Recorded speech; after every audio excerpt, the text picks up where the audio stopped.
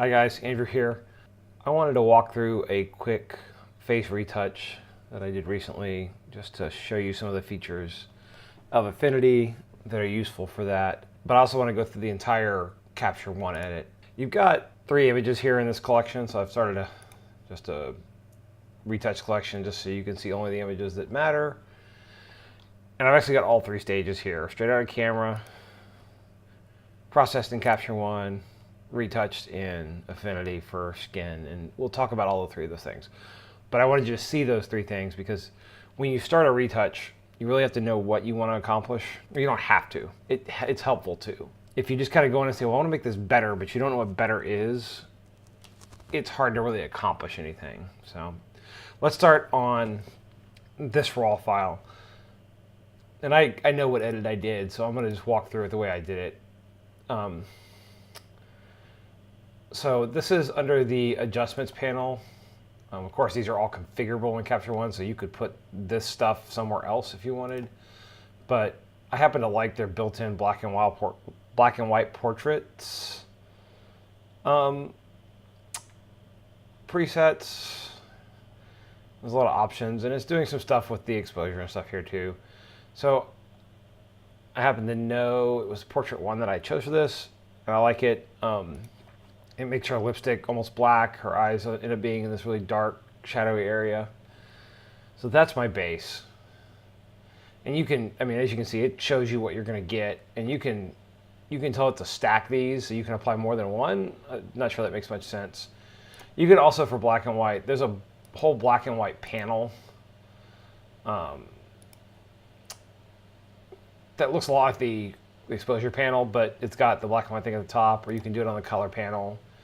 All these panels can be kind of put different places. So a lot of what that preset does is it has the different color sensitivities already set for you, instead of you having to fool with them. Right, I can mess with these. I'm not going to do that because I like that way that looks.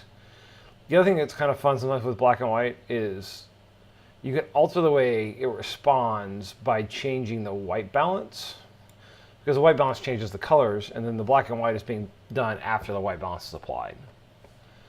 So if you watch as I make this a little bit warmer, her lips get darker because of the way the color sensitivity is being applied, and I like that as well.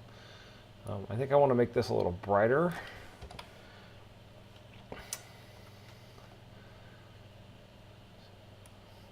Get a black point, get a white point.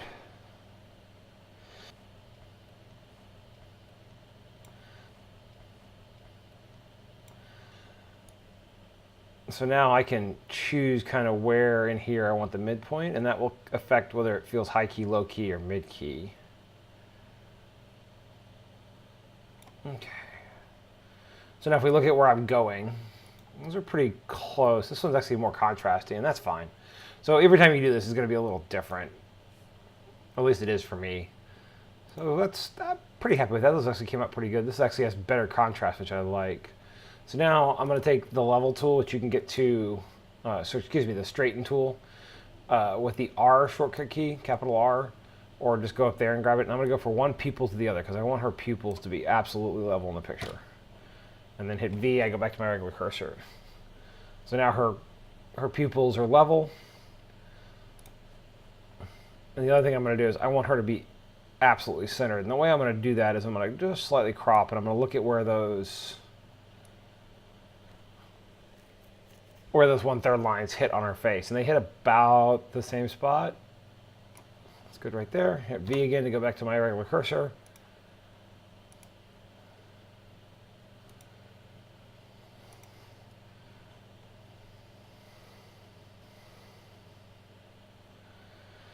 So now, looking at this, there's a couple things I want to fix. I don't want her skin to be plastic. I want her to have skin that's got pores and all that.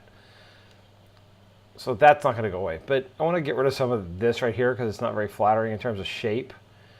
And it doesn't add to the picture. So we're going to go ahead and clean this up. And the other big thing about this picture is this down here.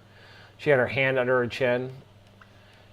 And this white fingernail just takes me straight away from her eyes. And the only thing I want you looking at is her eyes. I want you to be staring into her eyes when you look at this photo. And this fingernail is a distraction. And the finger is just kind of poking in here. So we're going to take that whole finger out.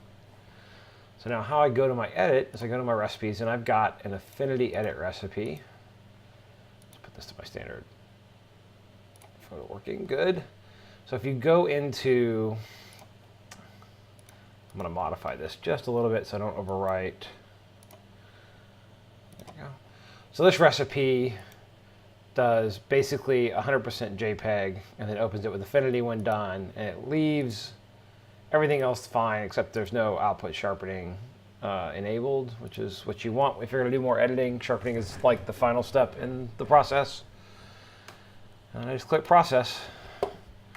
And okay, so here we are in Affinity. The first thing I always do is I'm just going to duplicate this. I'm going to rename this one Original.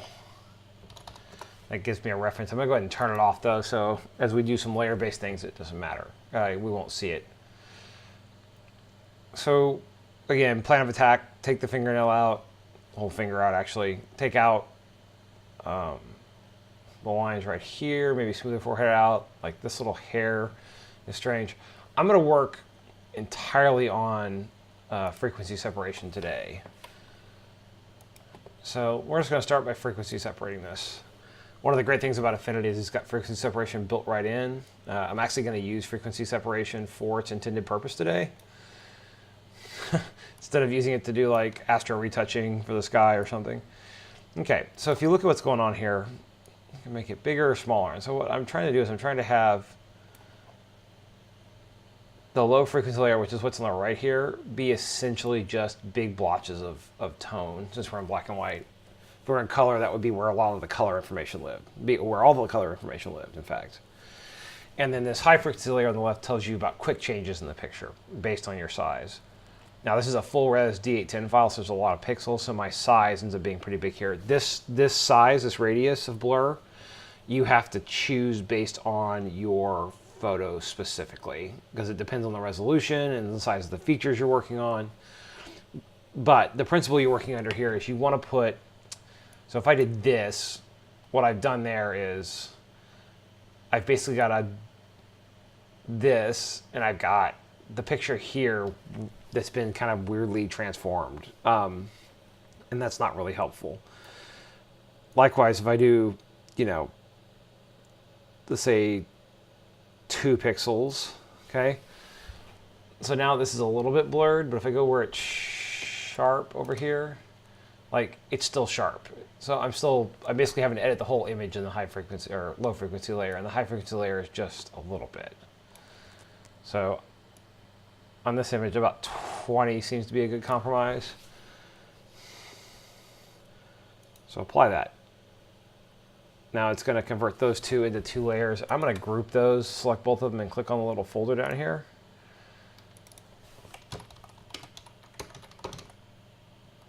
I'm just renaming that folder frequency separation.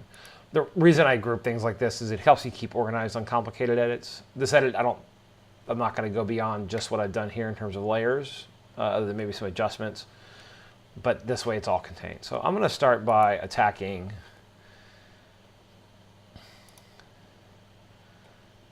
the first thing I see that I want to fix. So I'm going to use the healing brush, which is over here under this menu. You may see any one of these at the top, depending on what you have. I'm just going to select the heal brush. There's more than one way to solve this problem. We can do it a lot of different ways. This just happens to work really well. So the way the healing brush works is it sort of goes from one spot to another and integrates that, uses that as patch as sort of a source to replace what's there. So if you hold down the Alt key, Option key on a Mac,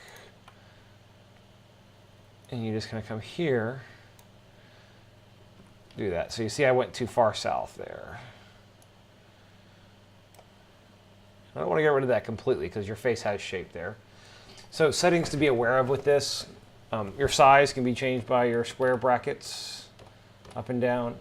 Your opacity determines how strongly it's applied opacity-wise, and you can just click on the name, click and drag left and right and change that up and down. Flow determines how quickly the opacity you've selected is applied. So if you turn the flow all the way up, it doesn't matter how long you linger over a spot. If you turn the flow down, you have to linger a little while before it gets sort of the full opacity you chose, which can be really nice if you're trying to feather things in. Hardness determines how fuzzy or hard the brush is. So 100% hard means it's a sharp edge circle, and that'll do weird things. See how that kind of just cuts off there? Whereas if I go 0% hard, see how it fades now really nicely? In fact, I may need to feather that in. So another way to feather things in, just a little bit. Okay. So now if I turn back on the high frequency layer, I'm going to put the original on top so I can show you where I came from. Right, that's already softened that up a lot. Now on the high frequency layer, so I'm going to switch to the high frequency layer. I'm actually going to take exactly the same approach. Turn my opacity back up. And so you'll notice that got a little smeary because the source I'm picking from in the high frequency layer isn't really sharp. So I'm going to undo that, and I'm going to choose a new source up here, because this is a spot that should have pores and stuff. And then I'm going to try to stay on the same focus. So if I follow this curve this way, I kind of stay in the same focus area.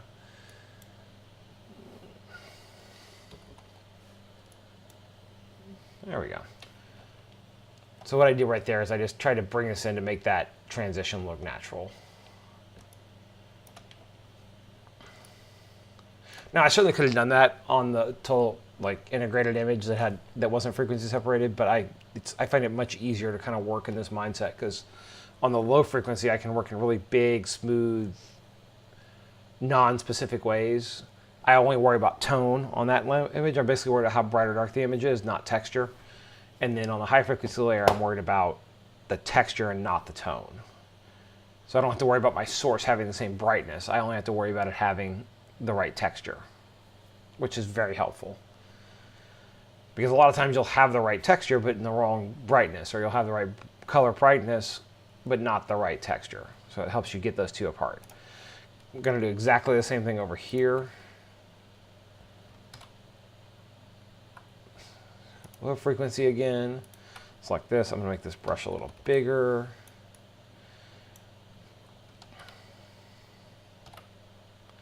Okay, so you'll see the tone there. This got a little bright down here. So I'm going to go. Okay, and then we're going to go to the high frequency. We got the same thing. I want to try to match the sharpness.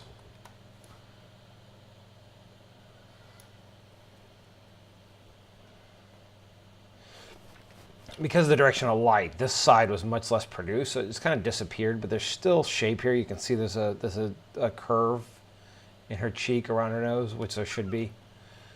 Okay, so I'm pretty happy with that. Before we go any further, I'm just going to take this. I think this is an eyelash. That's going to be almost entirely on the high frequency layer. In fact, it is entirely on the high frequency layer.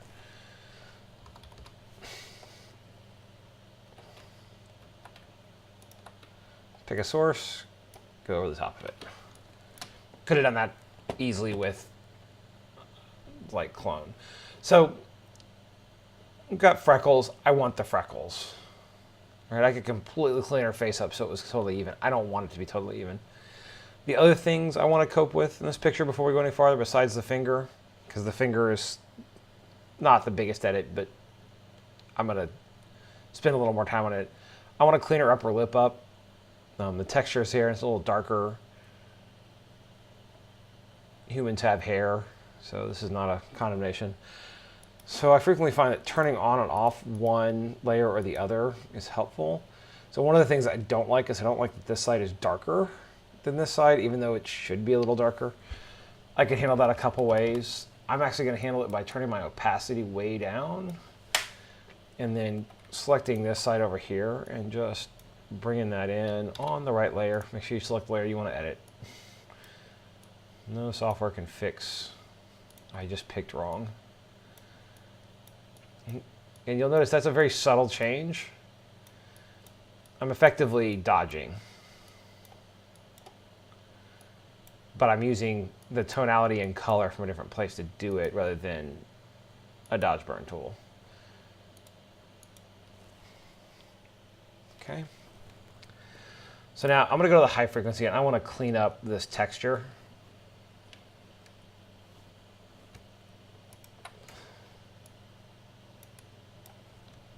do that. I'm going to go back to 100% opacity because I don't want to do this. I'll sit here for a week. So what I did there is I hit the lip. I don't want to do that. I don't want to make that edge any less sharp than it is by default. And it's not sharp all the way across because the depth of field I'm shooting at is so shallow, but it's sharp right here, so I don't want to lose that. Okay, so what happened right there? If I go, right, I can clone in her nose, which, you know, you don't want to do. So you do have to make sure you're working on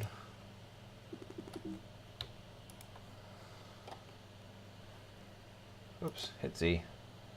You do have to make sure you're working on the correct layer and that you work in the right areas. It's very easy to inadvertently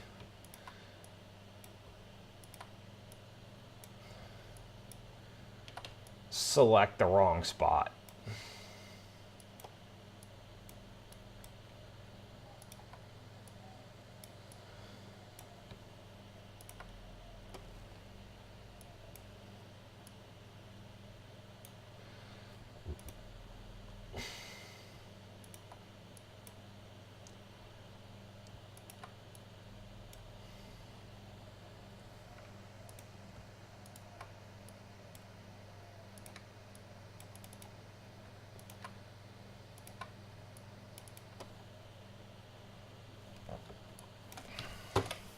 Command 0, Control 0 to go back to 100% zoom. There's where we started.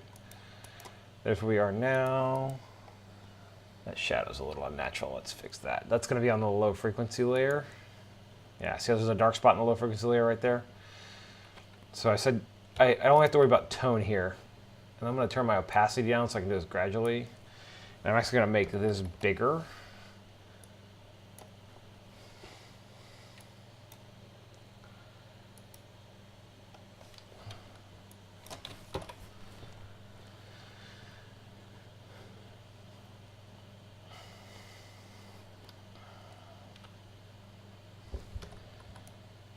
So what I'm basically doing here, in a black and white, this is really easy because you don't have to worry about color at all. I'm basically dodging and burning using different areas of the picture to move tones around. And because I'm on a only partial opacity, I'm applying it incrementally.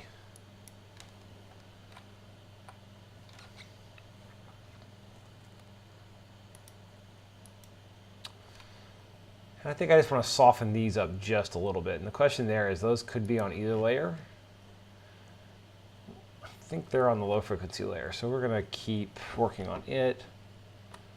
Make that smaller, make that 100%. Just pick a source. Got a little eyebrow, go right here. So then I can turn the high frequency layer back on. Does not look like there's anything there. Pretty happy with that. Okay, so now what we want to do is we want to deal with this figure, and I'm just going to go ahead and do that on the high frequency, low frequency layer. So let's start with the low frequency layer first. I'm going to go to my trusty clone tool. Well, what the heck? Let's try in painting and see if that'll just get rid of it. Because sometimes in painting just does the right thing. It's always worth trying. That's a reasonable start. Saves me a lot of cloning. So now I'm going to go to the clone brush, and I'm going to make the clone brush big, full soft, 0% hard. A little higher opacity, but not much opacity. And I'm going to use a trick that somebody showed me a long time ago, which is that you take the clone brush, for areas like this that are supposed to be smooth, you literally just put the spot near where you want to work, and what you're basically doing is doing a selective smearing, blurring. And since this is the low frequency layer where everything is blurry already, that actually works really well as a way to smooth things out and move things around. Okay, let's go ahead and turn the high frequency layer on and see what it looks like. Okay, so we've now got this like ghost fingernail here. So there's a couple ways we can deal with this. I'm gonna use in painting, I think. I could do it with clone, I could do it with heal. There's a whole lot of ways to do this, but I'm on the high frequency layer, and I'm just gonna select this border and let it just kind of start removing it.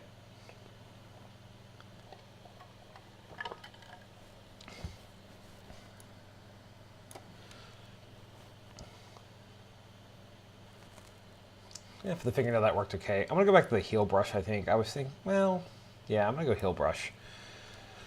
So the difference between the clone brush and the heel brush tries to match kind of what's there based on the source. So if you have a blemish, it'll try to match the skin pores that should be there. In this case, I want it to match the noise that's in the background. I'm going to do a bunch of noise processing as a final step, but I like to get close and I like to keep it natural. So this edge can be problematic because it's a curved edge and it's got face, but that looks pretty okay. Let's darken that up just a little bit. Go back to my low frequency layer.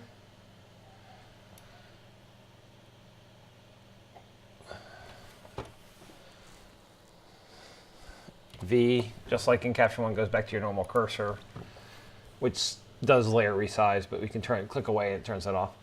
So that's pretty close. Now, this has got a lot of dark area, and if you zoom in and pixel peep, especially in the kind of mid shadows, you see all this noise in the out of focus areas, which you don't really need, and it's out of focus, so who cares?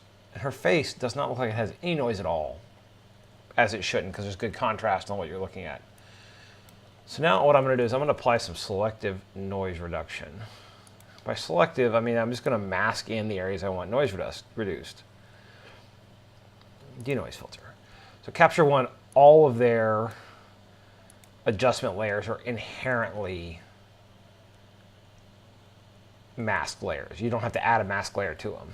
So I can paint black onto this to remove things from it, or I can invert it. Control I turns it black, you notice, and then I can paint white to bring areas in. I'm going to leave it white for now just because I want to see what I'm doing. So I'm just going to go crazy with this. I'm going to tell it there's no detail to worry about and to go 1000% on the noise reduction. You'll notice it got real dreamy, right? Although, interestingly, like the eyes are still sharp. The areas that were in focus, it makes it easy to see what was in focus on this lens at f2. Because everything else has become like completely blurred out. That's too much. So let's turn extreme off and I'm going to back it down. So I don't need to look at her face. Actually, I'm looking at the wrong spot. So what I want to look at here is I want to pixel peep down here. So no noise reduction. See the noise here? See how it's speckled? I'll zoom in really high. I just want that to go away. And it's okay if you're overzealous. You could go 1000%, but then that's so much that when we make it selective, it's gonna be a weird transition. So 50%, it's a good amount. Okay, so if I turn this on and off, okay, so now I'm gonna invert that layer. Control, oops, wrong key. There you go. Control I. So now it's not applying noise reduction anywhere. Well, now we take our brush with the denoise filter selected. We make it white, just like Photoshop. X switches between them. So 0% hardness, 100% opacity. So I'm just painting in. I'm just going to go to the out of focus areas and paint this mask in. And because this is the out of focus areas, things are not sharp. And so our transitions can be really gentle. And we don't have to be really worried about it. The reason I zoomed out so far is because I don't want to be scrolling off of the window because that's annoying. And I'm working in really big, soft brush strokes. So now if I turn this off, noise, no noise. Spacebar and then click drag will move you around the image easily. So noise, no noise. No noise. Noise. So let's turn that back on.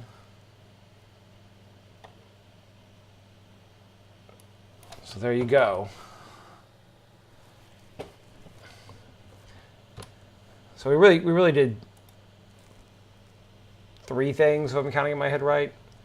We processed it in Capture One. We brought it in here and we cleaned up skin and face as much as we wanted 4 things. We removed the finger down here because it was distracting, because I didn't have enough of her hand to know it was a hand. It was this white thumbnail or white fingernail that drew your attention.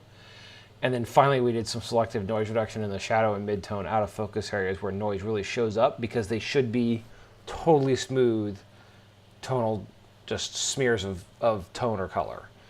And we did that using the built-in masking that comes with every layer in Affinity. So I haven't saved this. I'm gonna go ahead and save it. If you're doing this on your own, you want to go ahead and save things as you work. Affinity is very stable, but like every program, it can crash, and if your laptop or desktop's a little bit unstable for whatever reason, it's a lot easier to just have it saved. My final step when I do an edit like this is I go out with 100% JPEG, which is probably overkill, but hard drive space is cheap. And then this will get imported back into Capture One. And I'm going to go do that because I'm curious to see what it's asking me to replace, because I left the file name the same. So this is the export from Capture One I did. I'm just going to overwrite that. Go to Capture One. And I'm going to bring up a Finder window on the other screen. Sorry, you can't see it. And I'm just going to import this into this collection. Brought up that on the other window. Selected album. Go ahead and bring that in. Okay, here's the one I edited. I can't tell which one I edited today. Honestly, this one has more contrast. So this is that combination right there. And this is what I edited last night. So it's a matter whether I like the mid-tones a little brighter or darker. So there you go.